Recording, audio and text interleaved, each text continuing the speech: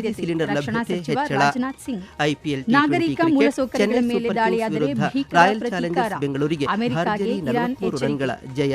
IPL ಇಲ್ಲಿಗೆ T20 cricket ವಾರ್ತಾ ಪ್ರಸಾರ ಈಡನ್ ಗಾರ್ಡನ್ಸ್ನಲ್ಲಿಂದು ಮುಕ್ತಾಯವಾಯಿತು. ನಮ್ಮ ಮುಂದಿನ ಕೋಲ್ಕತಾ ವಾರ್ತಾ ನೈಟ್ ಪ್ರಸಾರ ರೈಡರ್ಸ್ ಈ ಪಂಜಾಬ್ ಮಧ್ಯಾಹ್ನ ಕಿಂಗ್ಸ್ ಮುಖಾಮುಖಿ. 12ಕ್ಕೆ. ಇಲ್ಲಿಗೆ ವಾರ್ತಾ ಪ್ರಸಾರ ಮುಕ್ತಾಯವಾಯಿತು. ನಮ್ಮ ಮುಂದಿನ ವಾರ್ತಾ ಪ್ರಸಾರ ಮಧ್ಯಾಹ್ನ 2:30ಕ್ಕೆ.